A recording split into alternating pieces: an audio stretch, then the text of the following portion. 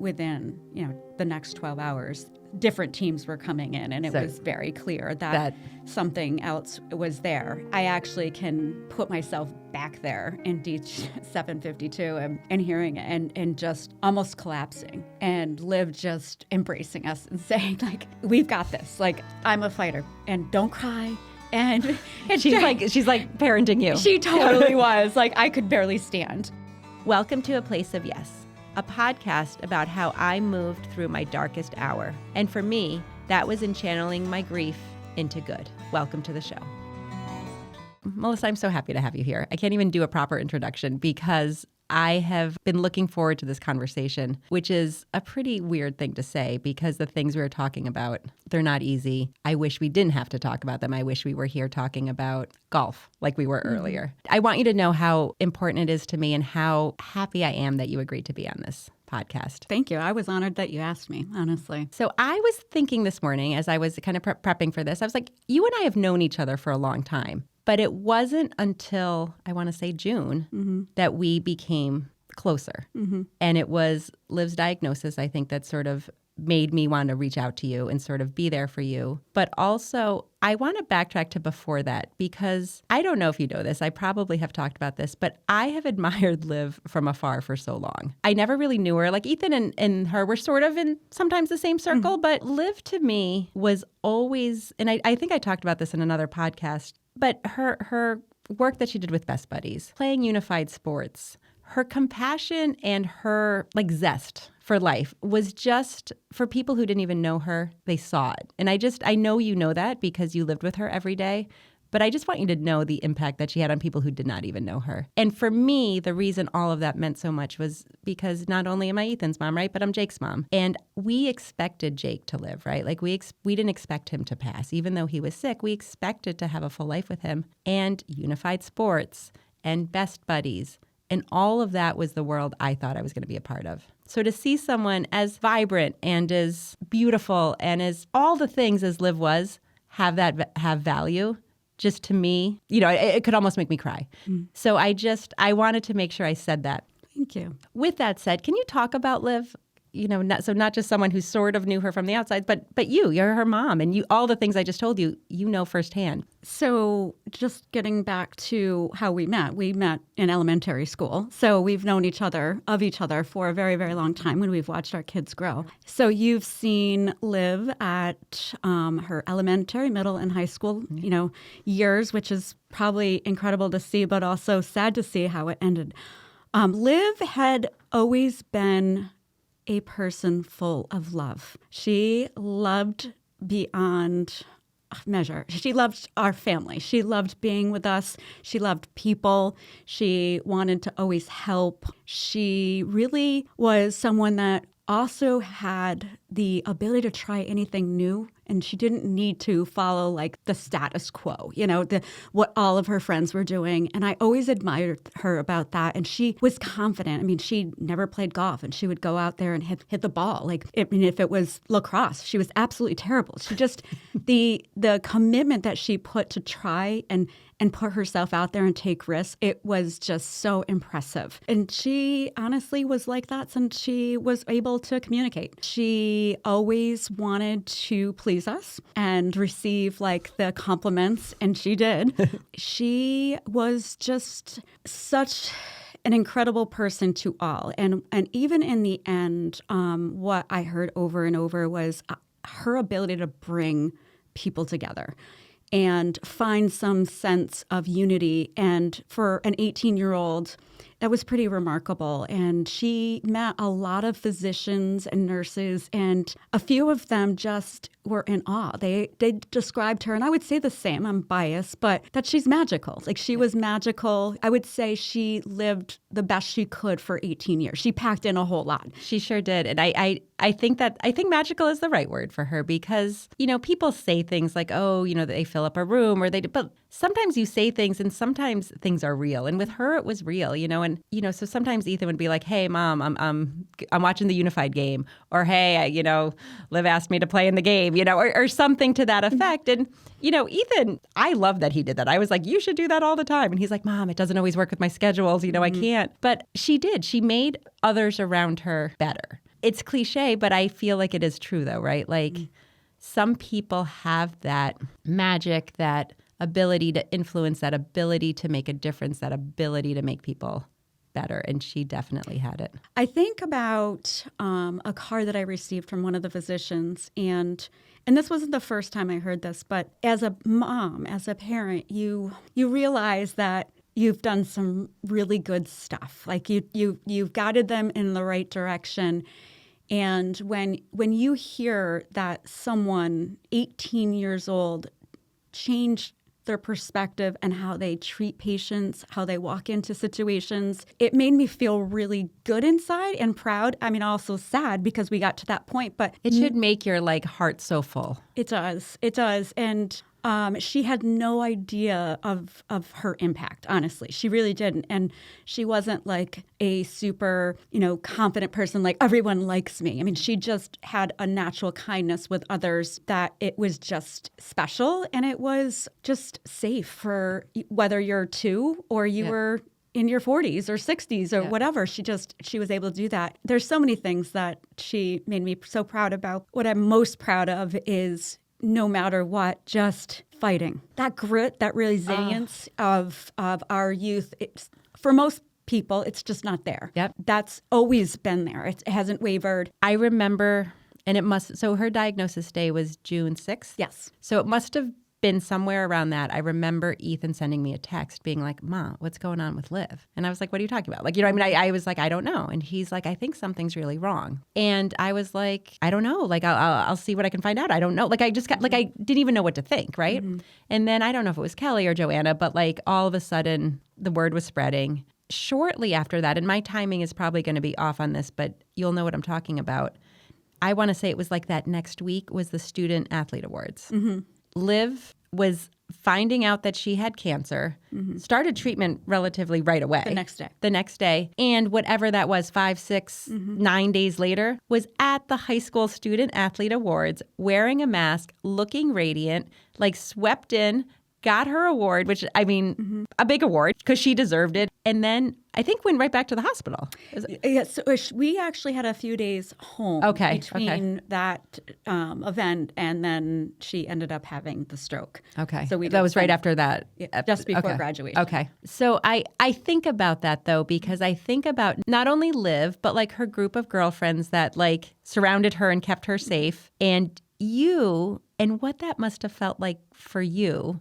Because you must have been so scared too, right? Like, she wants to be out in the world. She deserves to be, like, this is June of senior year. Like, she deserves all of this. Never, ever, ever not had a smile. And that is one of her slogans was fight with a smile. And she did every single day. If it wasn't for her incredible grit and resilience and attitude, Chuck and I, it would have been a very different experience. Sure. And I saw that while I was at the hospital. And she did that selfishly, and now looking back at some of the things that she's written, she wanted us to not suffer, so very selfless, which makes me sad because, because you don't want your kids to take care of you yes. But that's how she was. And, that moment and many moments after, it was very scary because it's that difficult balance of she's 18. You want them to have that freedom, but you also know what's at stake. Yes, you have a diagnosis, but they really don't understand. Well, 18-year-olds in general, they don't. They're still 18, 19. They're still, you tell them things and they still sort of think, okay, eye roll. Like, yes.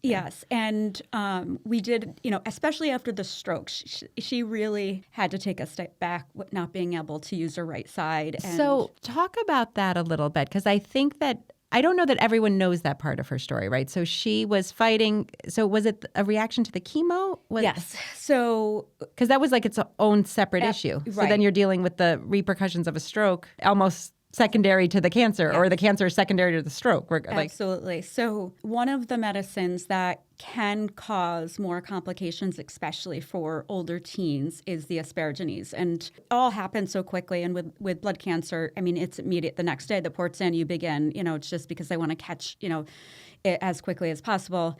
So it was just a whirlwind. We were going with it and we were trusting the experts. Yep. And I don't know even if I read more, if I would have saw this coming. But one of the things that I took away from this experience was Liv had not been well for a while. She had mono, she had COVID, she had flu, she had bronchitis. We kept on going back to the doctors. It's mono. She's going to take... She actually, when I brought her to the hospital the first time, I should have pushed harder. But again, you rely on the experts. She came out and asked, "Do I have leukemia?" Day later, she was diagnosed with leukemia. And when it's unreal. It's unbelievable. It really is. And when it came to the stroke, 3 days prior, I bring her back to Albany because she felt like something was off. And she knew her body. I was going to say in tune to her body. And I brought her. And an athlete. So knows how her body feels. Right. I brought her and they said, "Oh, it's common with this type of medication and things. It's neuropathy." 3 days later, she ends up having a stroke. And it probably could have been prevented. But she called it. She said, "I think I have a clot." She had a clot that went to her brain. And that brought us to the PICU for several days. And she had right-sided weakness. Within about 5 days or so, she was feeling at least some sensation in her leg. Okay.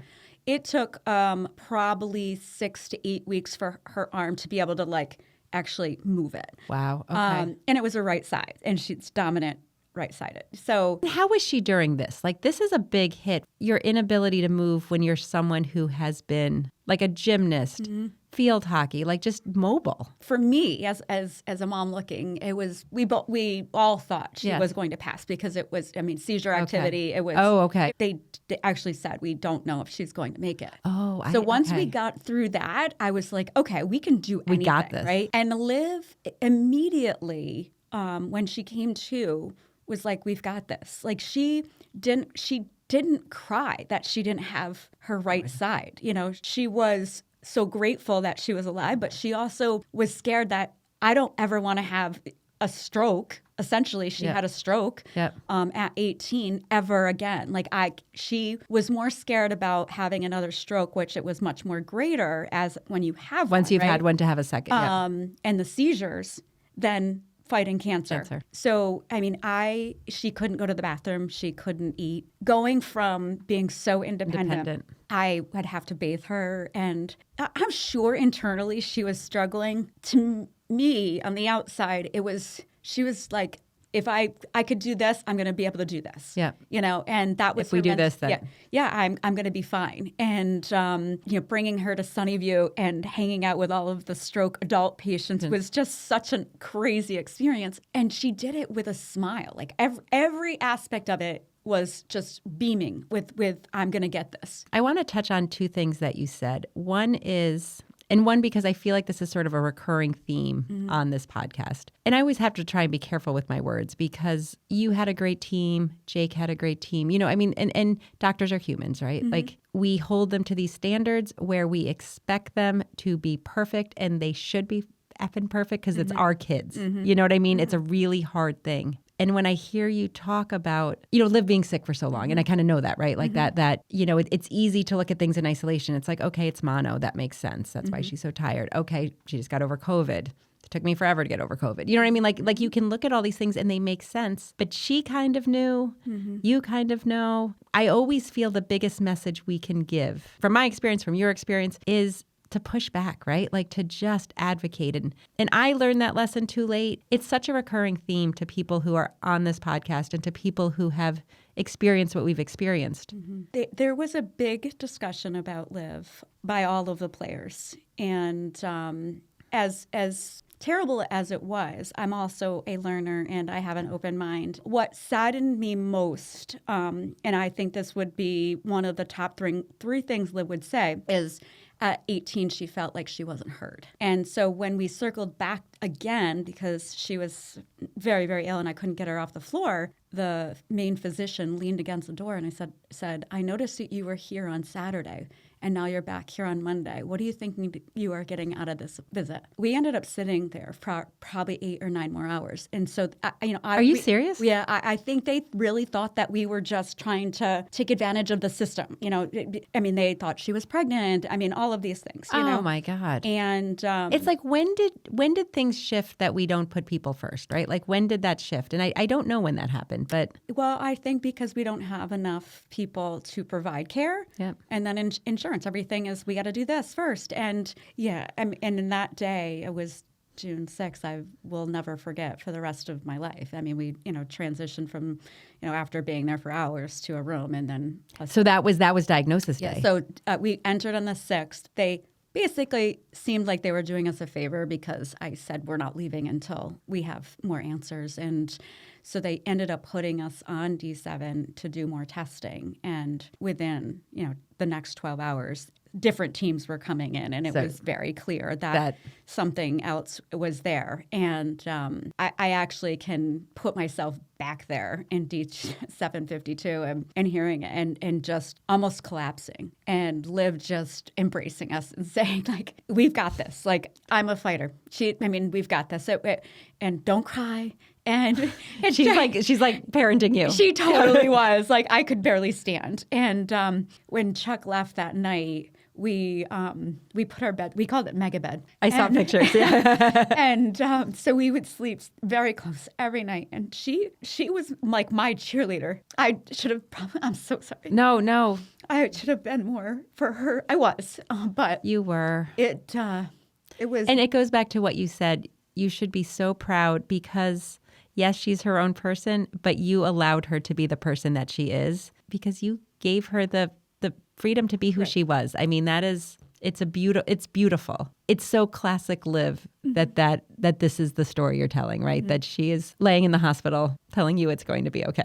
Mm-hmm. She really thought it was going to be okay. And even her last couple weeks when she transitioned, when her gene mutated to AML, and if you go online, like, we tried to agree, and I'm sure she did search, but I spent less time searching because I didn't want to know the answer. One of the things that I took away from this experience was advocacy, and we've talked about that. I believe wholeheartedly that I was able to communicate. You were able to. You knew your players, and you were able to push. And I feel that's where our work could be. Is to help others that aren't. I have been so grateful for the team that I had and Dr. Halligan, and we consulted with a provider in Boston Children. We worked with Rochester. That wasn't enough, and so I have, I guess, some comfort in knowing that we did absolutely everything we could to provide her the care that she deserved. And as a mom,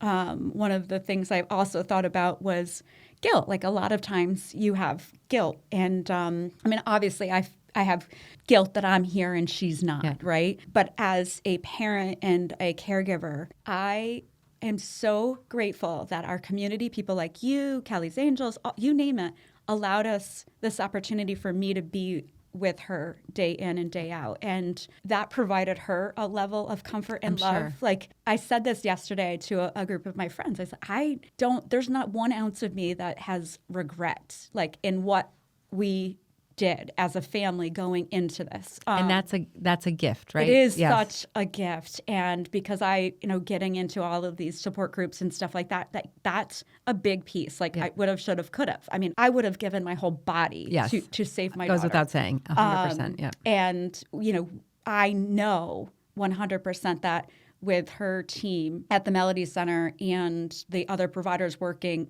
and then our family and friends, like, we were supported. Yeah. And that is a testament to Liv, also us, like 100%. Right? So yes. And, I look at other people, again, not having those things. And when I go back to... there's part of that, and this sounds weird, but it has to feel good. The love that surrounded her and you guys, and still does, has to feel good. It does. And, you know that you've done something right, and I really believe that, if you're a kind human and, that you work hard and you're open-minded, and I've always been someone to be open to all. And I know that I taught my children that as well. And people, like former students that are in their 30s, reached out. Some of them even showed up to her service. And, that's your legacy. Yes. Like, that's who that's what you want. And although Liv only lived 18 years, she did that in the school setting, outside of the school setting. I mean, I couldn't be more proud. No. I wish I could tell her over and over. I know she hears me, but she just has no idea. The impact. Mm-hmm. So you had started to talk about like when you knew it was time. I remember that, and I think I told you this story. Brian and I were in Jamaica, and I woke up in the morning, and I'd had this kind of dream about Liv, and I was kind of like, Like I just kind of had that, and I texted Kelly, and I was like, hey, how's everything with Liv? And she called me, and I didn't pick up right away because I texted her, I was like, hey, I'm in Jamaica. And she was like, call me back. And I was like, oh, shit. And she said, Riley was coming home, and the girls were coming home, and it was time. So what had happened? So from what I understand, Liv now is the third case that they can find that her B-cell ALL mutated to AML. AML is very, very aggressive. Yeah, some people can survive, but the survival rate is like 7%, under 3 years. And immediately when that information came to Liv and I, we had Liv's nurse and Dr. Halligan looking at us. And she's like, this is not what we hoped for, what we expected. And, of course, I'm in tears. Liv looked and she goes, you know what? I feel like this is not a bad thing. I didn't get into remission right away with ALL. Maybe now with this new diagnosis, I will. And it's not changing the outcome because we still had to do bone marrow transplant. Yeah. So in her mind, she was already like in a better spot. I mean, I was like curled up. Yeah, you're like in a fetal position. As soon as she fell asleep, I was like, I'm just a mess. And she's already figuring out how to power through. And I loved that perspective because, I mean, most people are going to go down a rabbit hole, right? And say, okay, what else can I deal with? She wasn't that way at all. And it's hard to do. Yes. A lot of people can't do that. And, even if someone has thrown a curveball at me, I'm like trying to find the silver lining. Yep. And I've always talked to my children about that and the importance of, the greater good. Sometimes it doesn't feel well, but like how what are we learning? What are we doing? And how are we growing? And she had that mindset, It was like, okay, this is a roadblock, but what are we going to do? Like, how are we going to, right? Yeah. And so, even though we had some dark days with news, you wouldn't have known that. You wouldn't have, in that setting, she was taking every moment. Nurses, people would come off their not be on their shift and come and see Liv. Like, we found ways to celebrate because she brought people in because of her infectious smile and attitude. And that made I always say to the nurses, the few that I still speak with and the doctor, they made her last 10 months better than it ever could have been. If you were given anything, yes, right? She left feeling so much love had a lot of laughter until the last well, few right days. To the end, right? Yeah. Because I remember Kelly telling me, like, she's cracking jokes. Mm-hmm. She was. And that was her defense mechanism. Yeah, we know that. And I'm like, oh my God, she, literally a few hours before they said, like, it's just going to be probably within the next, 12 hours. And we ended up at, I think it was like 3:00 in the afternoon. And then by 2:05, she passed.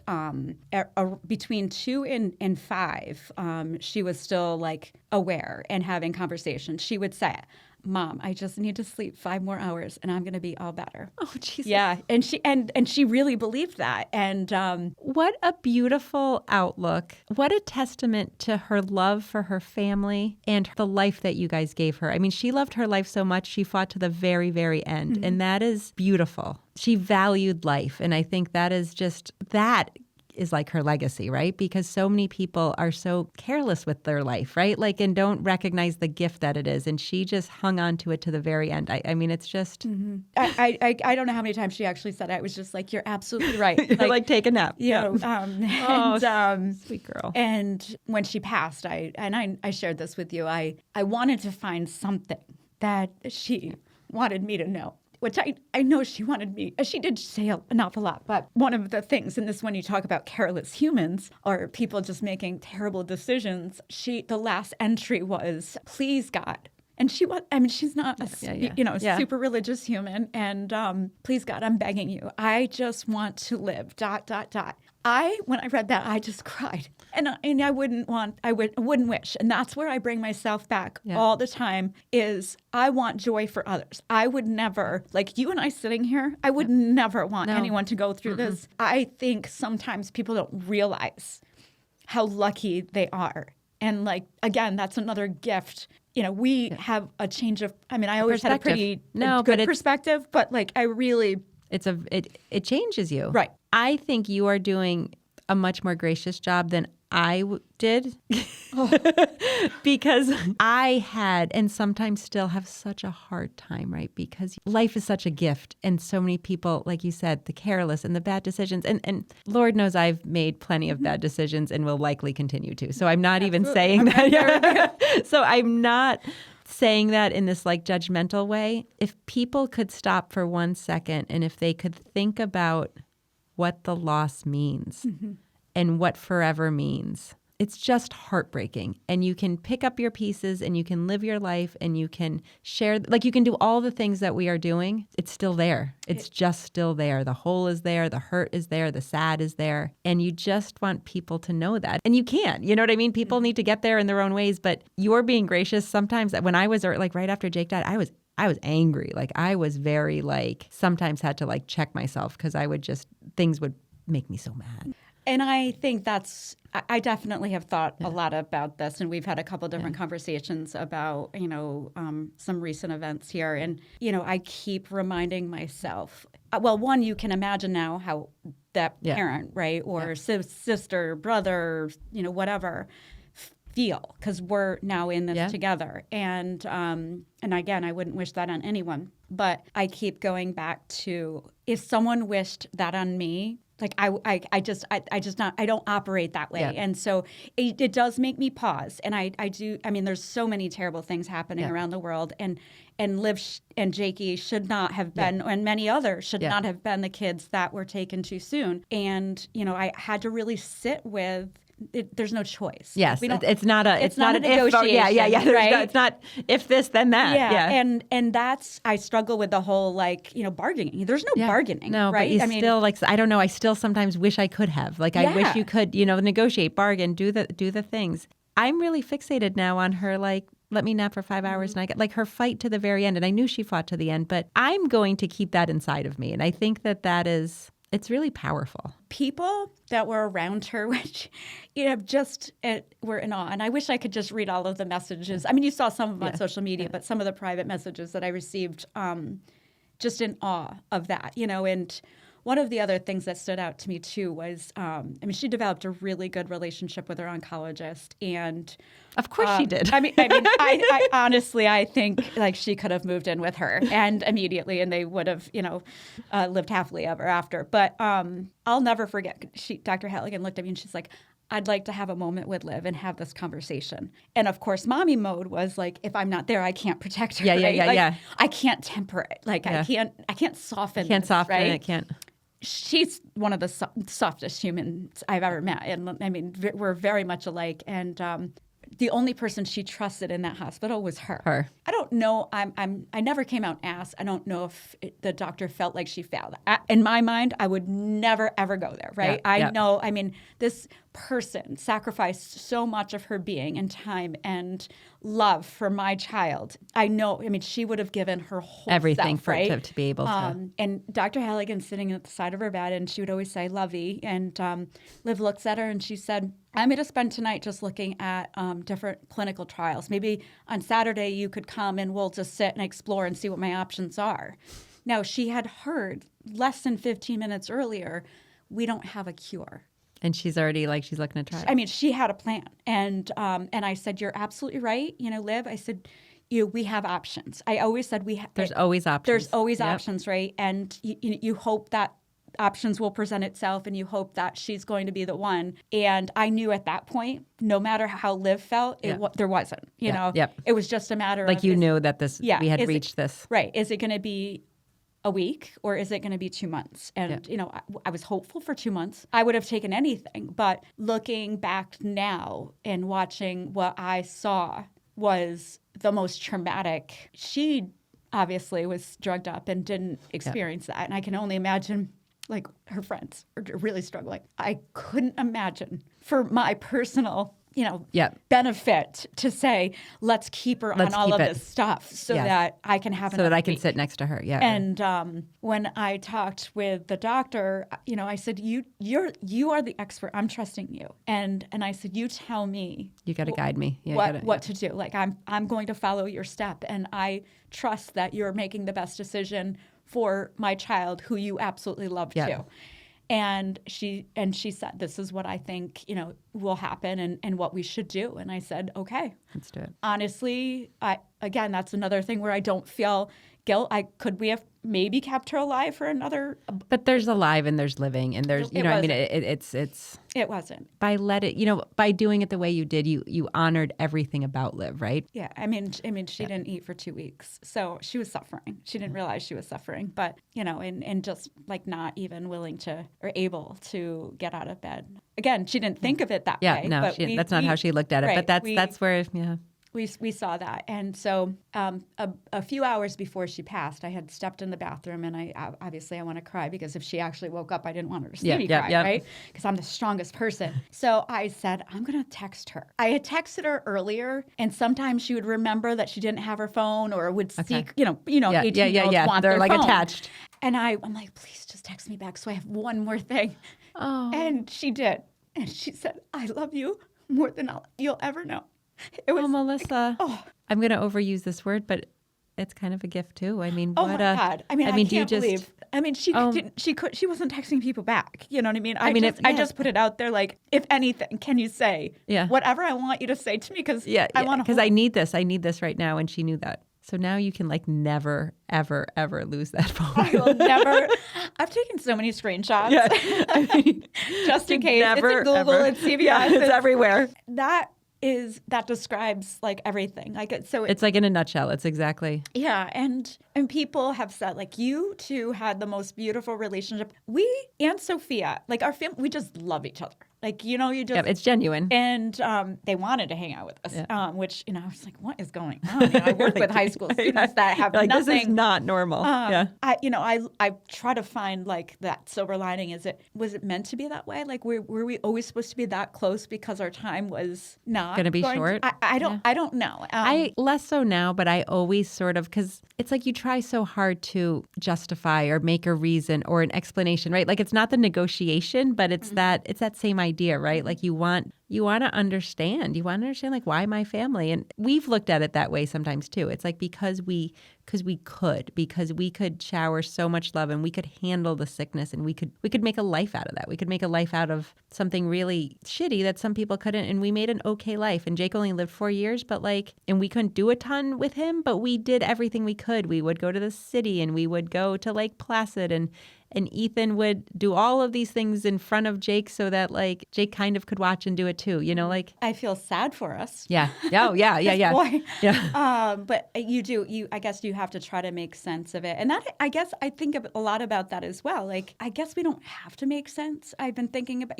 sometimes, terrible things happen. But sometimes it's so hard, right? Because I don't know, I want a reason still after all this time. And it is. It's just the randomness of it scares me. And I will say, honestly, sometimes I never went to therapy for any of this stuff. Sometimes I'm maybe I should.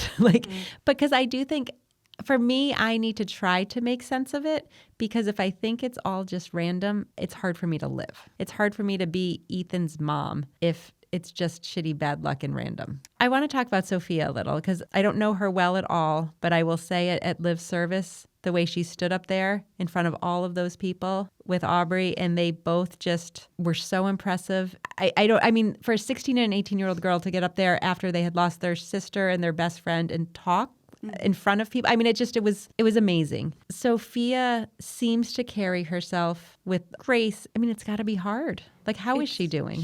It is very hard. And LIke Liv, she's magical in her own way. I mean, to be able to do that was just incredible. Stunning. I mean, unbelievable. What I found I needed to do was I wanted her to be part of the process, because I think what I did wrong was I should have included her more. Like, it's getting to this point. You were trying to protect her. Yeah. And, she's 16. And, so again, going back to she created her own narrative.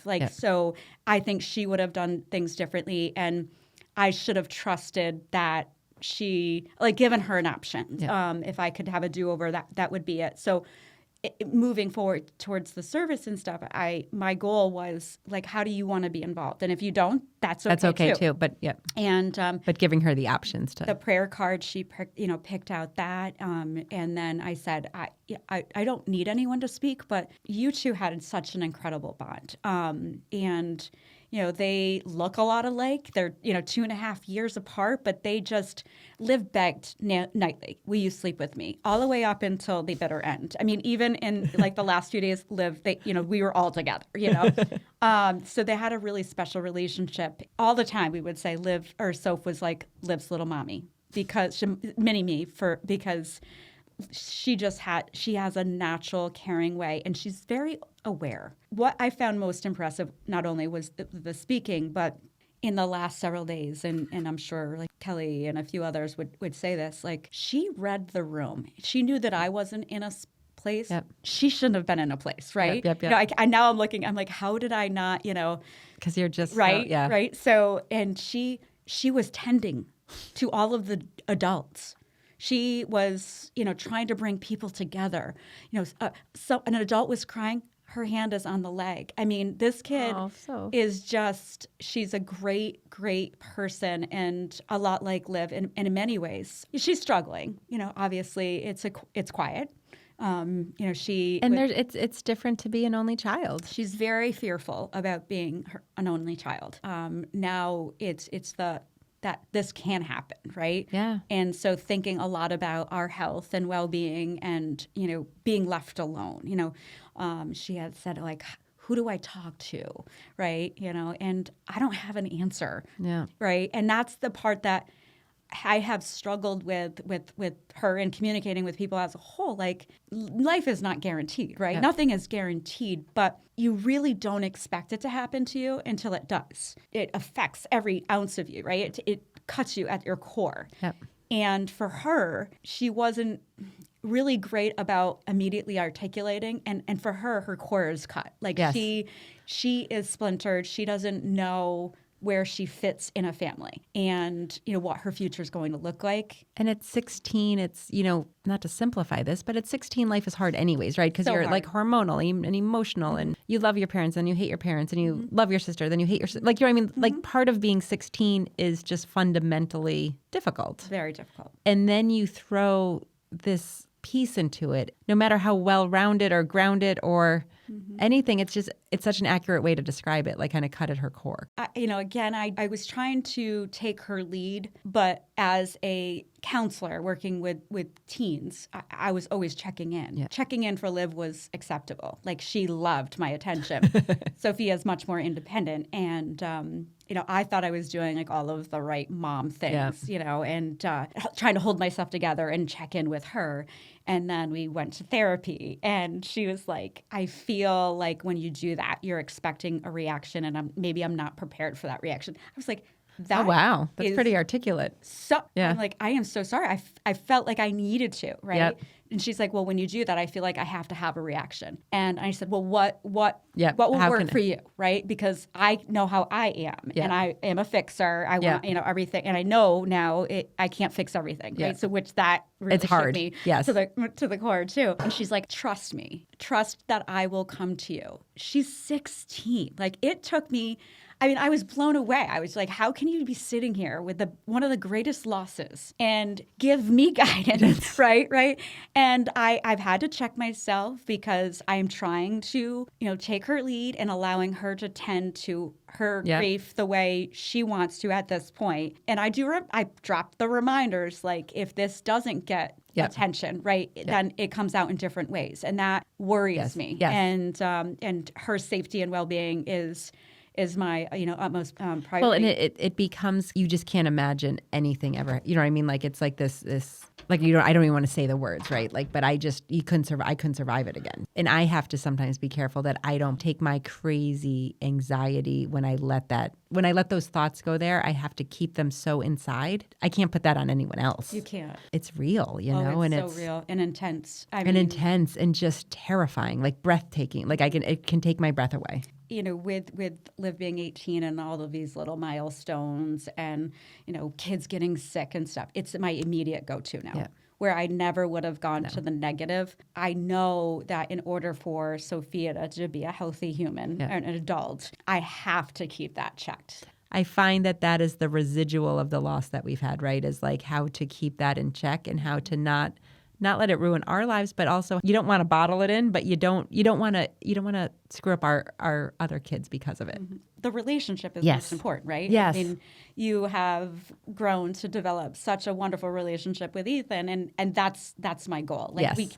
I can't take away the loss, but I can be more mindful about how we communicate And how she wants you to communicate with it. And that I'm very I love control. Yeah. and I love structure and everything. And that is growing pains for me. It's hard. Yep. It really is. And, like you said, like just being able to, hey, can I go to my friend's who's now driving and she's going to pick me up? I'm like, all those things, though, like you're in those stages, you're in those stages that are without our loss impossibly hard, right? Mm-hmm. Like, but there's a little extra to them. Mm-hmm. They will be changed people because of this. I tend to look at it in where I think that they carry with themselves, like whether it's maturity or compassion or both, kind of all of the, Mm-hmm. I believe they're going to go forward in this life and be of service, like just have a kinder view. I've already seen her frustration level for other people making terrible decisions. She's expressing it. How could they? Liv just wanted to live, and I, you do have to remind them, like, they are still growing and learning, and even adults make mistakes. But she's very black and white, and I think probably more so now than ever. Like this, we have to take it serious. And, I see the positive and negative with that. I also believe that she just has this internal drive to now, like, do more as a result. Like, how, whether it's, can I come up with something to, some sort of treatment or better care or wherever that will be, she will. I mean, one of the things that she asked last week, she's like, can we make a plan and go see this young man who his mother passed away and his father passed away, and he had been in PICU while we were there and was there for almost a year. Oh, wow. Like we just connected with him. Yep. When Liv started treatment on D7, we would go and meet him. She'd have one arm. They would play the ball and bowling and the little space. Yeah. But Sophia would always come. She loves him. She was just like, I want to go back. Like he doesn't have the support like we have. And I was just like, here you are. That's thinking again about other people. That's awesome. And at 16, that doesn't happen. No. Chuck and I have been given a gift, but I think we have given them the gift of trying to find like the silver lining of good in all. And I think that's going to carry them. When did the LIke Liv start?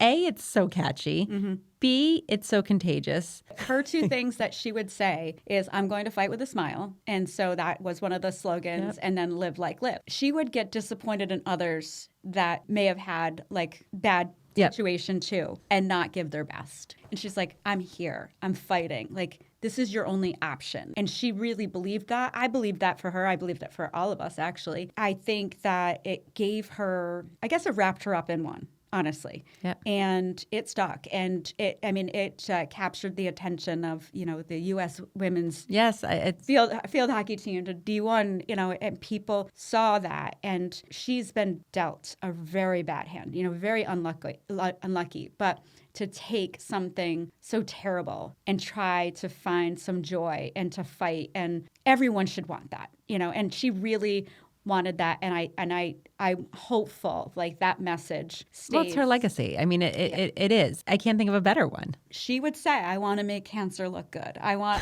a she lot sure of did. times she did. And, some days she really impressed me. I was like, I can't even look like that on my really good day. And I was like, make me fat too, But she did that. And I guess it just came natural. Like she just said it, and I was thinking that was it, but I didn't know if there was like a family thing or something like that, if there was like a hidden No, thing. I mean, she wanted people to be like her. Like, yes, we're unlucky right now. Yeah. But I'm lucky right But I'm now. not I have options. Yeah. And that's, again, I would always say we have options. Like a lot of people don't have options, right? I think that really guided her into, this mindset of I'm here. I don't have a choice. She would say that. I don't have an option. Yeah, right? I didn't pick it, but here I am. For anyone, young or old, to see someone who was so unlucky still have an incredible attitude, like that's impressive. And she did that. Again, it goes without saying, I wish we were here talking about our golf game. You know what I mean? Like I do. But there's so much in what you shared, and there's so much in just your girls and in Liv to just be proud of. And I think that she has left us with this legacy. It's almost like she had the foresight, right? Mm-hmm. When she says something like live like Liv, because it is contagious, and it is something to, like when Ethan wore his shirt in France, I was like, that's it. Like that is, it's simple this message, is it. It's just right? the message. It's just the thing. And if we did all operate with that mindset, what a place we would be What a place living it would in, be. right? And it's just such a gentle reminder, right? Like it's like, because no one can be on 100% of the time, but it's a reminder that we have options, that you're looking at the world this way and you can flip the switch. Mm-hmm. She was born with a growth mindset, and that doesn't happen very often. No. It was like you said, she had the foresight of like who knows? This was our plan. Yeah. I wish it wasn't our plan. No, but I do. You said this before, and sometimes I find comfort, and maybe it's because I'm so far in this sort of like journey of whatever, but I find comfort, like when you say like you guys loved so hard, and you know what I mean? Like you never wish to bury your kids. Your kids should be burying us. Like, I mean, that goes without saying. But since it did, you had these 18 years of just joy. Sure. Oh, Mellisa, I'm so grateful for you for having this conversation with me. So much more to talk about, too. Thank you so much, Mellisa, for being here. I appreciate you, and I have loved this conversation. Thank you for having me. Thank you for listening to A Place of Yes. Please follow us wherever you listen to your podcasts. If you really like this episode, please share it with a friend, anybody who might benefit from listening to this. It would make a world of difference if we could just reach more people and share the work that we do and the stories we want to tell. Please subscribe to our YouTube channel, leave us a thumbs up or leave us a comment. We would appreciate all that you can do. If you really like this episode, please share it with a friend or two.